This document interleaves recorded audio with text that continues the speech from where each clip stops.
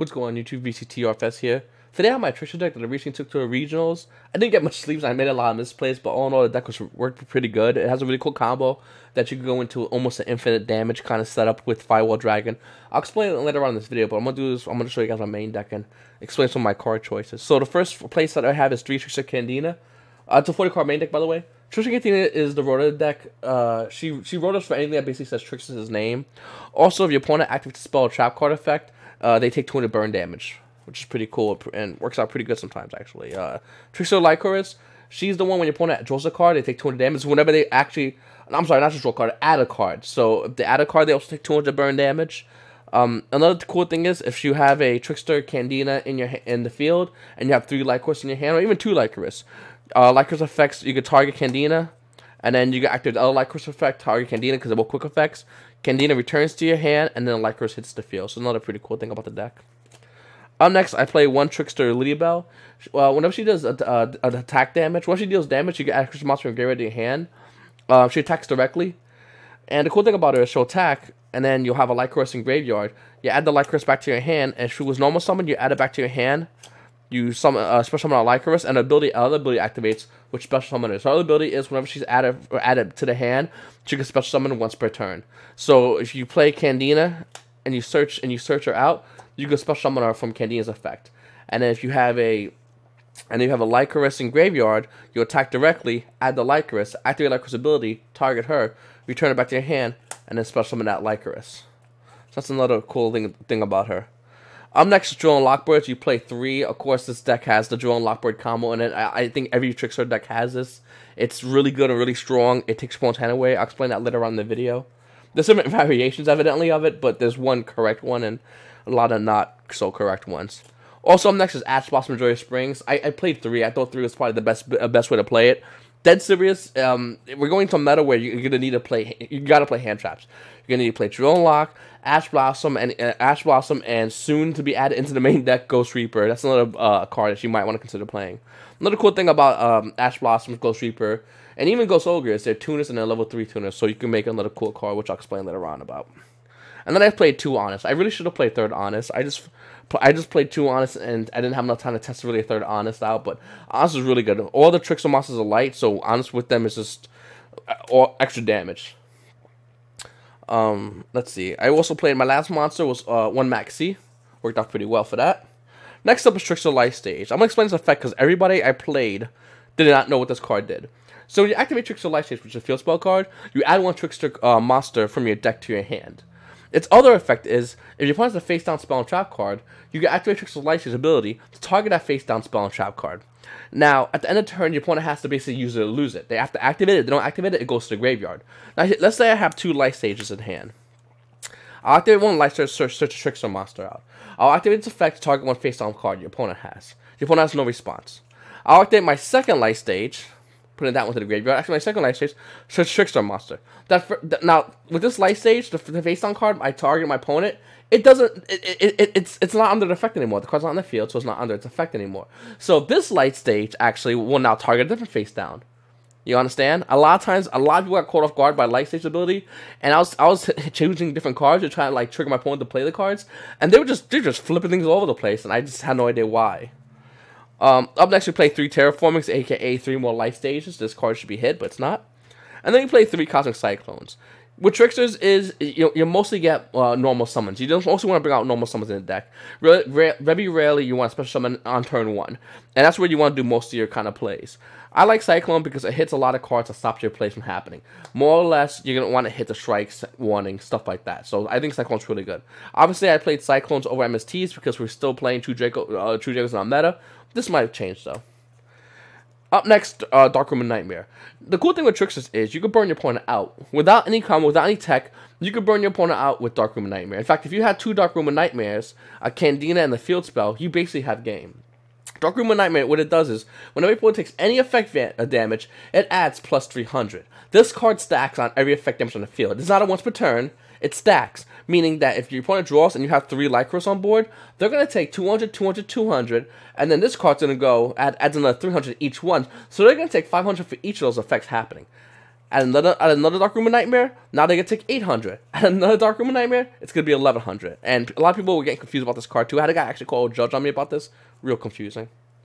And then Scapegoats. It's a cool Scapegoat combo. Like I said, I'll explain at the end of this video. Stay tuned for that, guys. It's a really nifty Scapegoat combo that just basically allows your Tricksters to just cheat your opponent and burn them just because they try to kill you. And then I play 2 Chain Summonings. I don't know how I felt about this. I felt like I either want this card at 3 or I don't want any of this card in the deck. Well, you guys don't know what it does. Chain Summoning activates as a Chain Link 3 or higher. You can normal summon 3 times per turn. And that's the total times per turn. So if I normal summon already, and then my opponent did something else, and I play Chain Summoning, I get 2 more extra summons. I don't get a whole new 3 summons. Up next, Desires. Let's play 2 of them. Run Regeki, 1 Dark Hole in the main. I still want to clear my opponent's board, so this is why you play these cards. And for my trap lineup, it's just 3 Trickster Reincarnations. What this card does is banish your opponent's entire hand. They draw the same amount of cards. Then, if this card's in a graveyard, it don't matter if this card was sent to the graveyard the same turn it activates effect. It doesn't matter. It just happens. It's a monster you're born from the graveyard. Meaning, you can banish this card from your graveyard, target any Trickster monster in your graveyard, and special summon that Trickster monster to the field in face-up attack or face-up defense position. Okay. Up next, we'll go to the extra deck. 1 Firewall Dragon, 1 Mrs. Radiant, 1 Decode Talker, 1 Proxy Dragon, 2 Link Spiders, Ib, the World Chalice Priest, Ningrisu, the World Chalice Warrior, 1 Ancient Fairy Dragon. Our exceeds are Fortune Tune for when we go into time. Nightmare Shark helps attack directly. The attach target himself, he attack 2 directly. 1 Tornado Dragon to pop things we don't like. Phantom Knight Break Swords, another way to pop things we don't like. And the Utopia package. I never really went to the Utopia package, but it was always a good option to have there. And then we're going to go into our sides. Our sides are going to be 3 Twin Twisters when we're not playing against any Draco variant. Maybe we're playing against Pendulums or even a Chainburn deck. Twin Twisters is much better in that matchup where you can pitch a card and pop more cards at the end of the turn and stuff like that. So that's why I put Twin Twisters aside. Next up, we have 3 System Down against ABCs. 3 Anti-Spell Fragrance. It's just, once again, good against Pendulums. You know what? Even the Mirror Match, this card's actually pretty good against. Blazing Mirror Force. I like to play this against any variants of Rogue, Dinos, and really any variants. This card is really good. 2 Artifact Lancia when we're playing against both the Mirror Match as well as the Draco Invoked match. What you do is you pitch this card. When Masterpiece activates effect, he can't banish no more. He can't banish cards, so he activates, he can't banish. Another cool thing about Lancia as well is when you're playing against your opponent, activate Trickster Reincarnation, you can pitch Lancia, meaning your opponent can't banish. If you can't banish, you don't get to do the whole hand thing. And our final 2 cards is Zaphion, the Time Lord. Zaphion was amazing when I played my regionals. He was really good. I played some random rogue deck, and what had happened was he went in, set 5 back row, summon a monster face down game 1.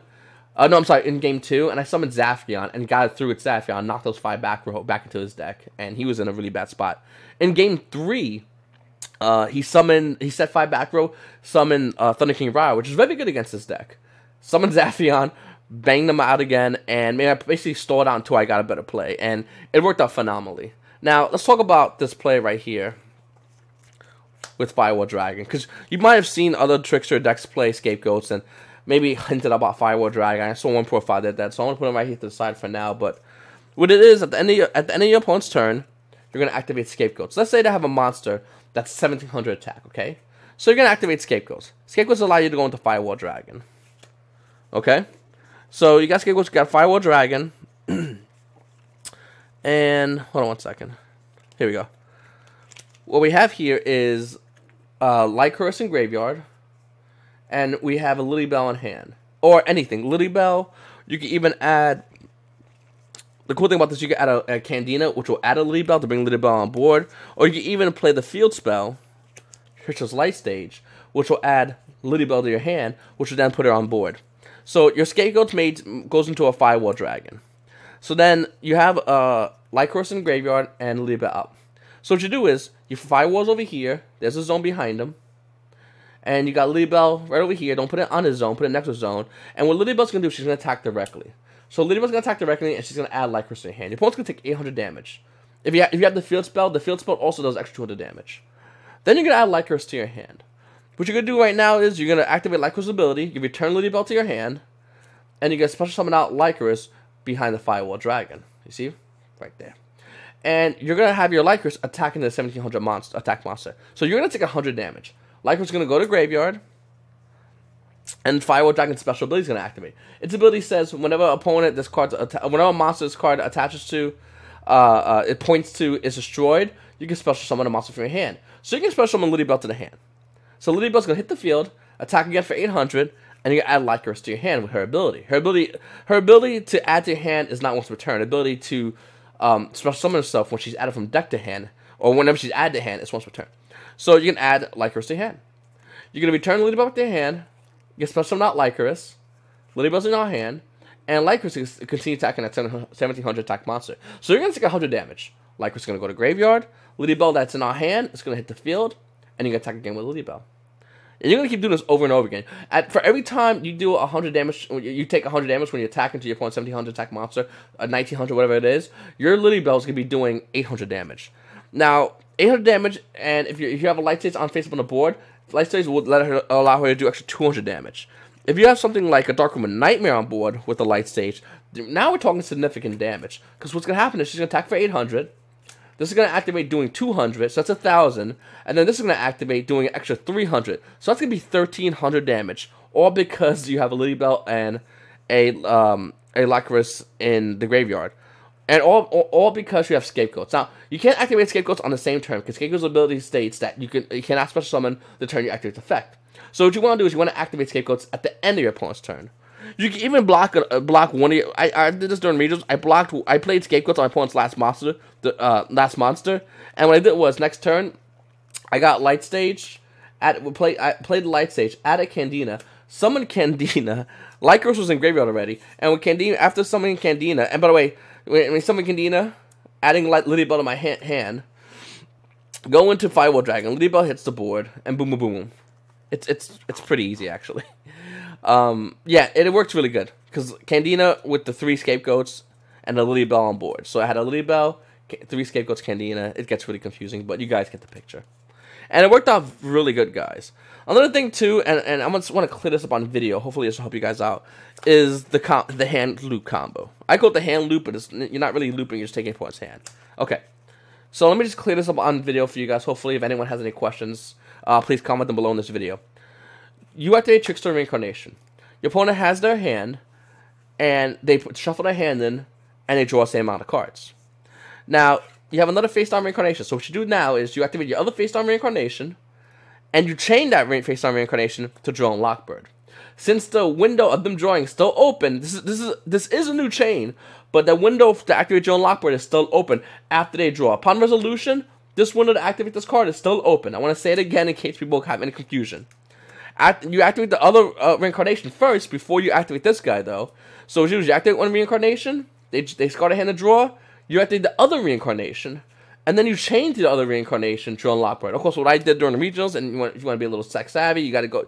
You activate one, the response, no. They banish their hand, they draw a new hand, and then you go, okay. After this is resolved, I'm gonna activate the other reincarnation.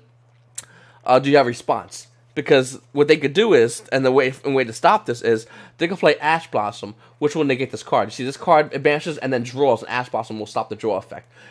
And if the draw effect stops, the card can't be fully resolved. So they can Ash Blossom it. That's why after I activate this effect and resolves, I activate this effect and ask them they have response. This is the response I'm looking to see. If they don't have an Ash Blossom or Artifact Lancia, you go, cool, okay, chain, draw, and Lockbird. Now, what happens is Drill and Blockbirds could have prevented them from drawing because it's still responding, it's still resolving after this effect. It's going to prevent them from drawing, and Trickster Reincarnation will banish your hand. Banish your hand's going to happen. That's why it's important. It's going to banish your hand, and they cannot draw because Drill and Lockbird happened already. This happens, Chain Link. This is Chain Link 1, and this is Chain Link 2 because the reason why is because this just happened, so this is still fresh to activate. So guys, hopefully that helps you guys out. This is my Trickster deck profile. What I'm going to be doing is I'm going to be changing it up soon. I'm going to be having a new version along with the new set coming out this week, guys. I just want to give you guys a heads up on what's going on with my deck, as well as why did I play cards like Scapegoat and why I make certain choices. If you guys have any comments, please put them down in the comment section below, guys. I'm looking forward to making another deck profile about this, guys. I'm probably going to make a lot more deck profiles, guys. So please comment below. Let me know what you guys think. Like this video if you like this deck profile, and if you have a deck profile you want me to do, any deck profile you want me to do, please comment below. I have about 13 deck profiles I'm working on right now. like physical decks with sleeves and all that I'm building right now, and I'll probably have it done within a week to 2 weeks. So if you have a deck that you want me to work on, if you have anything that you want me to set up, please comment it below, guys. Also, guys, once again, make sure to like this video, make sure to hit the subscribe button, and definitely make sure to hit notifications so you can be the first person to get on these videos. It's your boy vctrfs on my videos, and that's my 2 cents.